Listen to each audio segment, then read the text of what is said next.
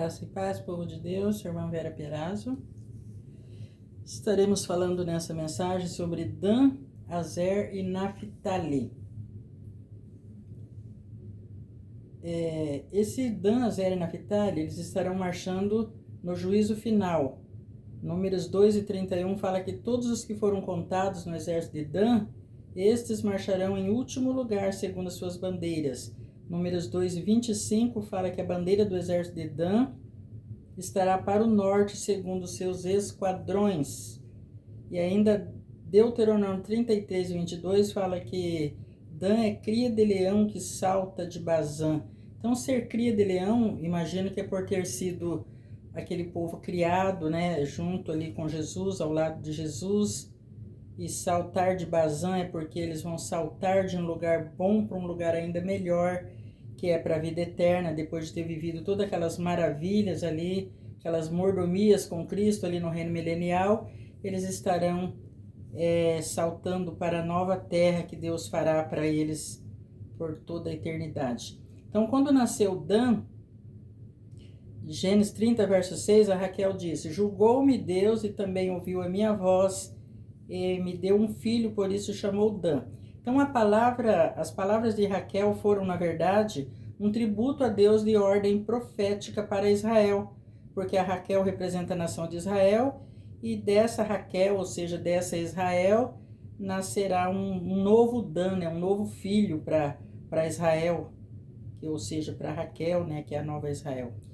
Então, vamos aqui para Gênesis 49, disse Jacó, no verso 16: Dan julgará o seu povo como uma das tribos de Israel. Gênesis 49, 17: Dan será serpente junto ao caminho, uma víbora junto à vereda, que morde os calcanhares do cavalo e faz cair o seu cavaleiro por detrás. Ainda o verso 18: a tua salvação espero, ó Senhor. Eles estarão ali no juízo final, aguardando a salvação eterna, um lugar de habitação na nova terra. Por isso que Jacó fala: a tua salvação espero, ó Senhor. Então, nós sabemos que a serpente, ela simboliza prudência. Por isso que Jesus nos ordena sermos prudentes como a serpente. Mateus 10 e 16. E Lucas 10 e 19 fala: eis que vos dou poder para pisar de serpentes e escorpiões e toda a força do inimigo, e nada vos fará dano algum. Porém, a Dan, Jesus dará o poder de serpente. Então, no decorrer da mensagem, vamos entender melhor sobre isso. Ezequiel 38, verso 3, fala assim: diz o Senhor Deus: eis que eu sou contra ti, ó Gog, príncipe-chefe de Meseque e de Tubal.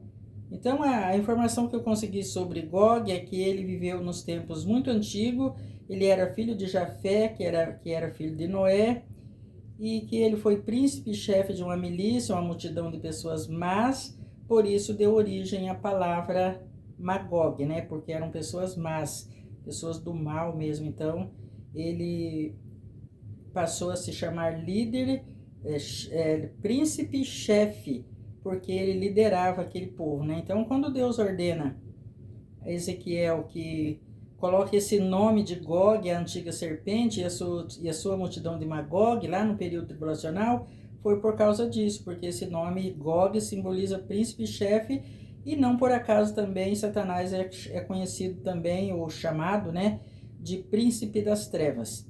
Então, Meseque e Tubal, na profecia de Ezequiel, tudo nos leva a entender que se trata desses personagens de Apocalipse 19 e 20, que fala: a besta foi presa, e com ela o falso profeta, que diante dela fizeram os sinais, com que enganou os que receberam o sinal da besta e adoraram a sua imagem. Esses dois foram lançados vivos no lago de fogo que arde com enxofre. Ezequiel 38, verso 4, fala assim: e te farei voltar, e porei anzóis nos teus queixos, e te levarei a ti com todo o teu exército. E isso é no período tribulacional. Ezequiel 39, 3 fala que Deus com um golpe tirarei, né, no caso Deus falando, com um golpe tirarei o teu arco da tua mão esquerda e farei cair as tuas flechas da tua mão direita. Isso é quando ele for preso no final do período tribulacional. O seu arco na sua mão esquerda é para fazer aliança com os povos, e na sua mão direita as flechas são as armas que ele usa para atingir os povos, né, as pessoas de todas as épocas, e principalmente naquela época lá, no período tribulacional. Em Apocalipse, Apocalipse capítulo 6 e no verso 2, o apóstolo João fala do cavaleiro, do cavalo branco, trazendo um arco na sua mão, e a Bíblia fala que será dado a ele uma coroa e ele sairá vitorioso para vencer, mas nós sabemos que ele não vencerá, né? Porque Daniel 9:27 fala que ele fará aliança com muitos por uma semana. Então é ali que ele vai estar usando esse arco da aliança, uma aliança do engano.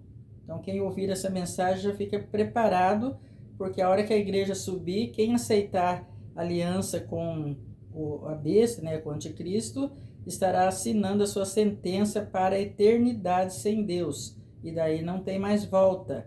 Quem quiser escapar disso, de ser enganado, corra para Jesus enquanto a porta da graça está aberta.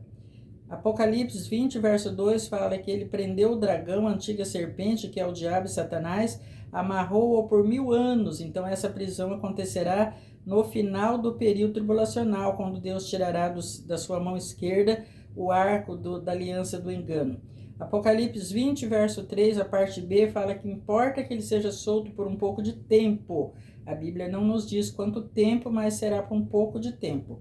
Ezequiel 39, 2 fala: E te farei voltar, mas deixarei uma sexta parte de ti. Isso aqui já é lá no juízo final. Far-te-ei subir do extremo norte e te trarei aos montes de Israel.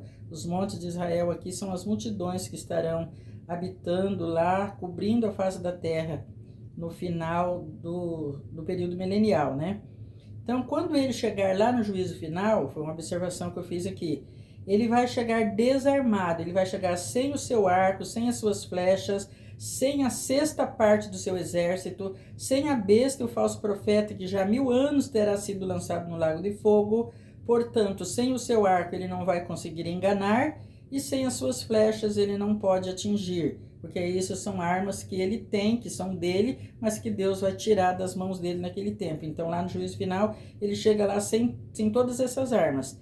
Então por isso acreditamos que não haverá guerra lá no juízo final e que ninguém daquele povo serão enganados.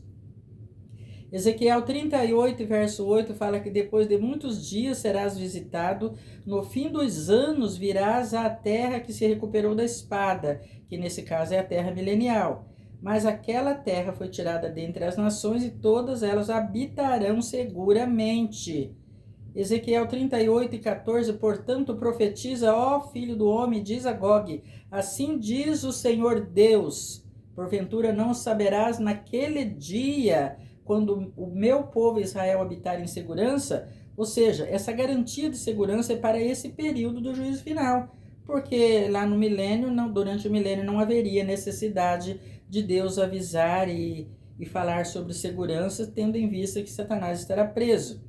Apocalipse 20, verso 8, fala: E sairá enganar as nações que estão sobre os 4 cantos da terra, Gog e Magog, cujo número é como a areia do mar, para as ajuntar em batalha.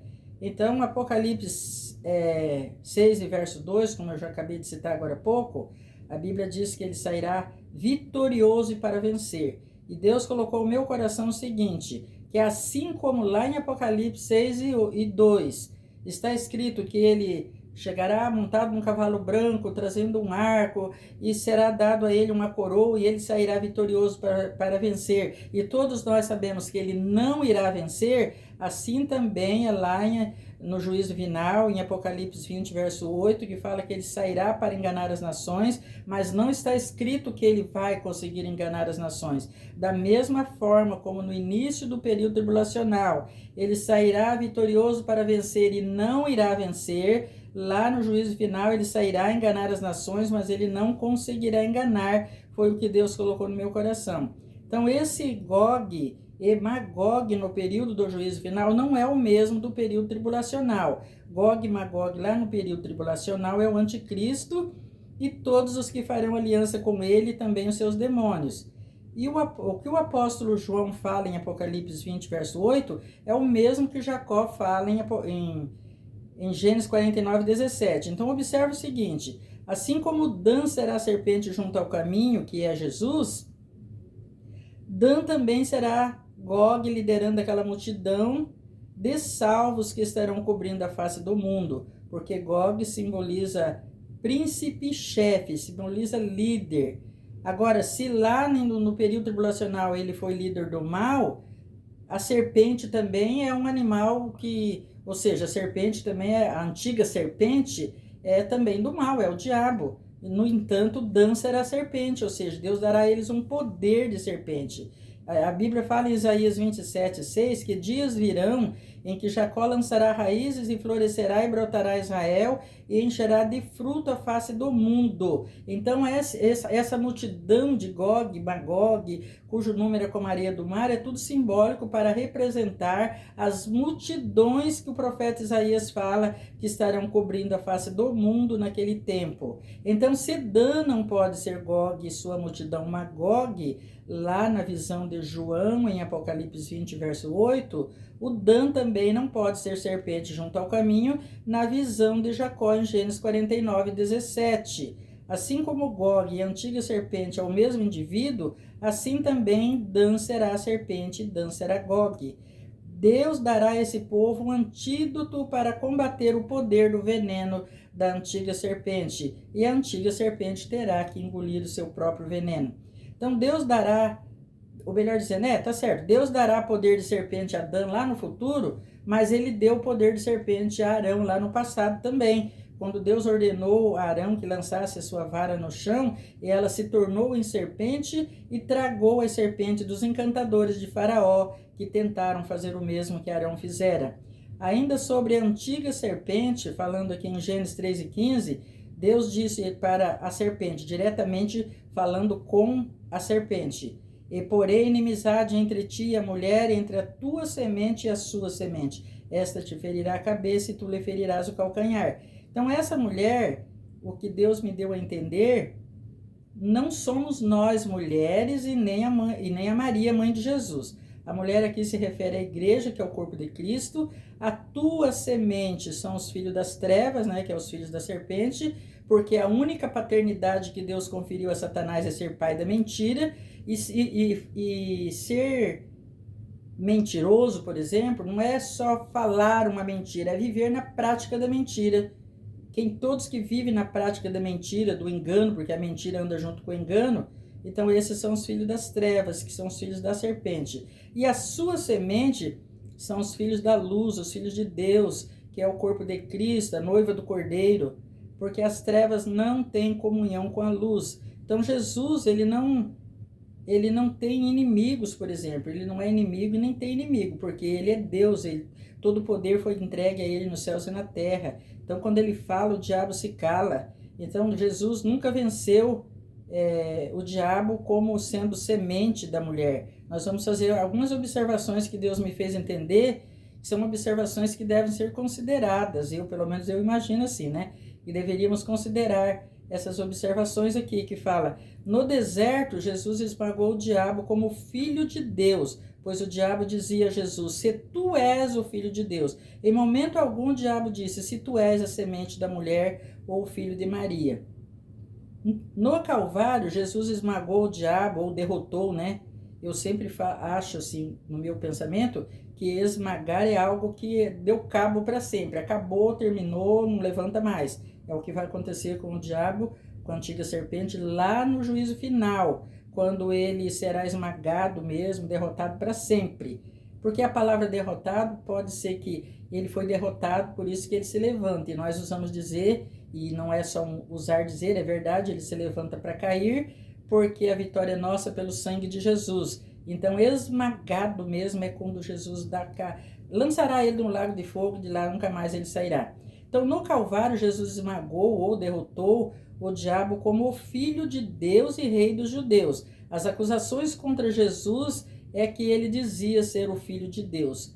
E no período tribulacional, Jesus virá em sua segunda vinda como Rei dos reis e Senhor dos senhores, para pôr fim aos pecados da humanidade, destruir todos os ímpios da face da terra, e a besta e o falso profeta lançar vivos no lago de fogo e prender Satanás por 1000 anos. Então, no juízo final, é o Deus de paz que irá esmagar a antiga serpente debaixo dos pés de todos os salvos, de todas as gerações, de todas as eras. Romanos 16:20 fala isso. E o Deus de paz esmagará em breve Satanás debaixo dos vossos pés. Aí observe que esse versículo termina com a seguinte frase: a graça de nosso Senhor Jesus Cristo seja convosco. Amém. E eu então perguntei a Jesus por que esse versículo 20 não está no final do capítulo e por que ele encerra assim como se estivesse encerrando um capítulo. Aí Deus falou para mim que assim como ele disse a Daniel no capítulo 12, verso 4, e tu, Daniel, encerra estas palavras e sela este livro até o tempo do fim, assim também ele orientou o escritor de Romanos 16:20 aqui a colocar esse amém com essa frase para mostrar que isso se cumprirá lá no fim também, lá no juízo final, bem no finalzinho mesmo. Então, por que Jesus é chamado Deus de paz? Porque no seu reinado não haverá espada como no mundo em que vivemos. A espada significa perseguição e morte pela mão do inimigo, independente da situação que o levou à morte. A Bíblia fala ainda em Mateus 10:34, não cuideis que vim trazer paz na terra, não vim trazer paz, mas espada. Então este mundo é um mundo de espada, um mundo de perseguição, né? Então nesse mundo só tem paz quem tem Jesus, por isso ele é a nossa paz. Ele disse para nós, deixo-vos a paz, a minha paz vos dou, e não vou-la dou como o mundo a dá. Então só tem paz quem tem Jesus e quem segue a ele fielmente. Então, o fim para o nosso adversário, esmagar mesmo, que Deus estará esmagando mesmo o adversário, é Apocalipse 20, versos 9 e 10, que fala, e subiram pela largura da terra e cercaram o arraial dos santos, que eu imagino ser o local dos glorificados, né? E a cidade amada, que é a Jerusalém, a sede do reino milenial de Cristo, e a Bíblia vai dizer que de Deus desceu o fogo do céu e os devorou. E o diabo que os enganava foi lançado no lago de fogo e enxofre, onde está a besta, o falso profeta, e de dia e de noite serão atormentados para todo sempre. Então aqui Jesus, o Deus de paz, estará esmagando, aniquilando, destruindo todo o poder da antiga serpente, que é o diabo e Satanás, por toda a eternidade. Ainda sobre Dan, capítulo 18, nos versículos 1, 2 e 29. Naqueles dias não havia rei em Israel. E nos mesmos dias, a tribo dos danitas buscava para si herança para habitar, porque até então, ou melhor dizendo, até aquele dia, entre as tribos de Israel não lhe havia caído por sorte a sua herança. Agora observe que essa cena se repete lá no juízo final. Eles vão estar lá no juízo final aguardando Deus fazer nova terra, e eles estarão procurando herança também, lugar de habitação lá na nova terra. E ainda o verso 2 fala, e enviaram os filhos de Dan da sua tribo, 5 homens dentre eles, homens valorosos de Zorá e de Estaol, a espiar e reconhecer a terra, e lhes disseram, ide reconhecer a terra, e chegaram à montanha de Efraim. E chamaram a cidade que eles encontraram de Dan, conforme ao nome de Dan, seu pai, que nascera a Israel. Antes, porém, o nome daquela cidade era Laís. Então, observe que lá no passado, os danitas tomaram herança na montanha de Efraim. E a cidade que dantes era Laís, agora passou a se chamar Dan.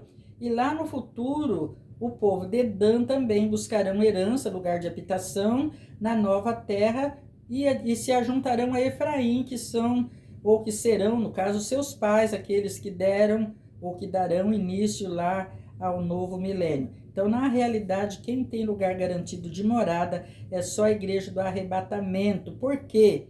A igreja, a cidade que nós já vamos ter morado há 1000 anos, vai descer do céu, né? Essa cidade vai descer, será uma espécie de capital da nova terra, onde nós estaremos para sempre morando.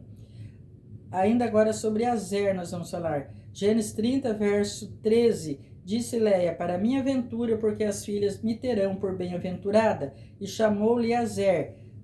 Ventura quer dizer, o Senhor nos trouxe até aqui. Então eles estarão muito agradecidos porque o Senhor os trouxera até ali.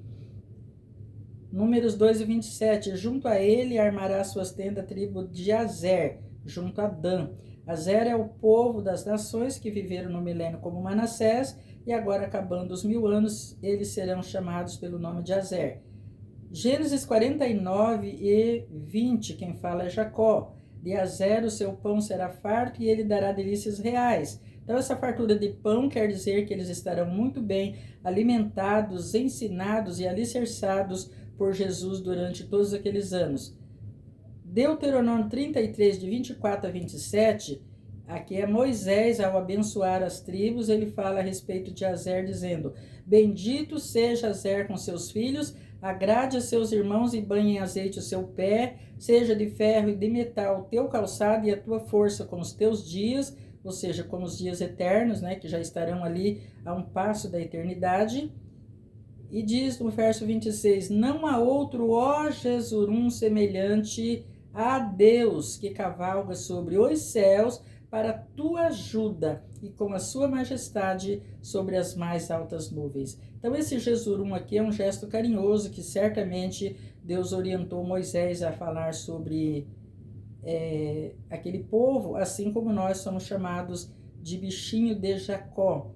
Aí o verso 27 fala: o Deus eterno é a tua habitação e por baixo estão os braços eternos. Então é uma garantia de segurança e de proteção, de carinho muito grande por aquele povo das nações que estarão vivendo lá no milênio e ali naquele período do juízo final. Por isso é que nós não conseguimos, assim, dentro desse entendimento, imaginar como será a passagem daquele povo para a eternidade. Porque Deus promete proteção a eles contra a antiga serpente que será solto para enganar as nações.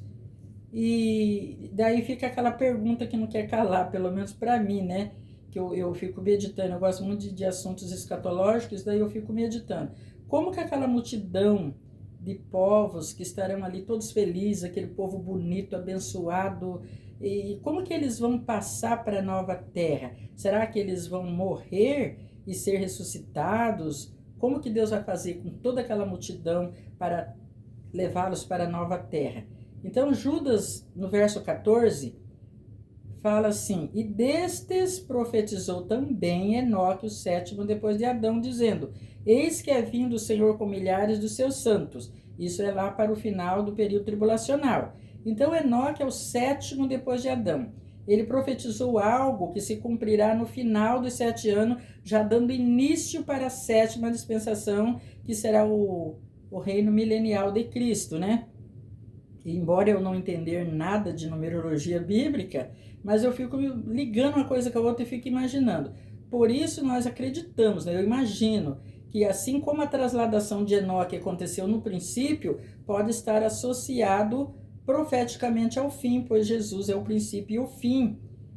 Embora a Bíblia não nos dá a entender como será o processo da trasladação, podemos imaginar que aquele povo não, ou melhor dizendo, que aquele povo serão trasladados como foi Enoque para não ver a morte. Imagino que a trasladação e o arrebatamento não é a mesma coisa. E o arrebatamento de Elias aconteceu no meio, e como Jesus é o meio, e nesse meio ele nos arrebatará, assim pode ser que o arrebatamento de Elias esteja associado ao arrebatamento da igreja e a trasladação de Enoque esteja associado àquele povo. Só que eu não me arrisco a afirmar aqui, é só uma ideia assim que surgiu e eu lancei aqui essa ideia e fica a critério de quem quiser imaginar. Mas mesmo que se for isso, vai ser muito bom. Mas se não for, a gente não consegue imaginar como será. Mas é importante que tenha ali uma linha de pensamento. Não é pecado você imaginar como será. Só não podemos, nesse caso aqui, eu não me arrisco a afirmar que será assim, não. Então nós sabemos que haverá morte no milênio, para quem tem dúvida disso, haverá, porque a morte será o último inimigo a ser aniquilado e a morte e o inferno serão lançados no lago de fogo lá no período do juízo final. Porque desde o início do milênio já sempre vai ter pessoas morrendo. Só que eles vão morrer de velhice, de morte natural. Agora a minha dúvida, assim, a minha curiosidade é querer saber como que toda aquela multidão vão passar para a nova terra. E isso aí tem coisas que a palavra de Deus fala para nós que não é para nós sabermos. Por isso que a trasladação de Enoque, Deus não explica o que é a trasladação. Porque a Bíblia fala que as coisas reveladas é para nós e para os nossos filhos, e as não reveladas é para o Senhor. Então, eu imagino que se Deus não explica como é o processo da transladação, é já para a gente não ficar curioso mesmo, querendo saber como que se dará essa transladação, essa passagem desse povo para a nova terra. Eu já falei que é a transladação, né? Embora eu não sei o que é a transladação. Eu só sei que Enoque foi trasladado para não ver a morte e ninguém viu mais, viu ele e nem sabe como que foi. Mas o importante é que nós, lá naquele tempo, nós saberemos, porque nós estaremos lá também na nova terra. Amém? Ainda sobre Naphtali, Gênesis 30, verso 8, então disse Raquel, com grandes lutas tenho lutado com minha irmã e também venci, chamou-lhe Naphtali. Então essa luta das duas irmãs fala da luta de dois povos no período tribulacional, um povo que sobrevive e dará entrada ao milênio, e um povo que morrerão por Cristo, que nesse contexto aqui é o Naphtali. Gênesis 49, 21, aqui é Jacó quem fala. Naphtali é uma gazela solta e ele dá palavras formosas. A gazela solta fala daquele povo que já viveram 1000 anos glorificado, livres do corpo da morte, do corpo do pecado, como disse o apóstolo Paulo. Quem me livrará do corpo dessa morte? Então ele dá palavras formosas porque não tem mais a linguagem humana, não tem malícias nas suas palavras. Ainda para encerrar, Deuteronômio 33 e 23, aqui é Moisés ao abençoar as tribos e ele fala: e de Naphtali disse, farta-te, ó Naphtali, da benevolência, enche-te da bênção do Senhor e possui o ocidente e o sul. Ou seja, continua nessa tua bênção aí, possui o ocidente e o sul. Então por que ele está lá no norte junto com Dan e Azer? Porque ele está lá aguardando a nova terra para ele também ter herança de morada.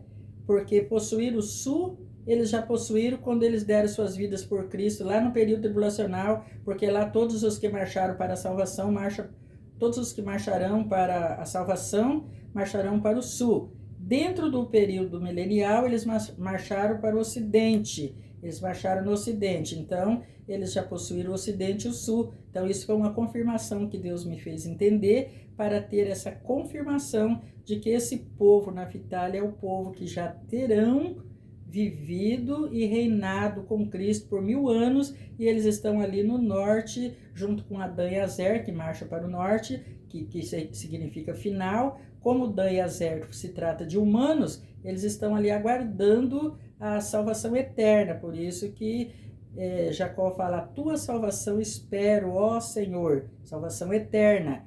E esse povo já ganhou a salvação eterna quando eles foram ressuscitados no terceiro dia, como diz Oséias 6 e 2, né? Que ao terceiro dia nos dará vida, ao terceiro dia nos ressuscitará e viveremos diante dele. É aquele versículo que está falando desse povo. Então aqui esse povo possuir o ocidente e o sul. Amém? Que Deus abençoe a todos que tiveram acesso a essas minhas mensagens e que deixe o Espírito Santo falar no teu coração, fazer você entender aquilo que o Espírito Santo me deu a entender. Foi um trabalho muito árduo, muito difícil para fazer, mas o Senhor tem me dado graça e eu creio que vai contribuir para o entendimento de muitas pessoas a respeito da palavra de Deus. Que Deus abençoe a todos em nome de Jesus. Amém?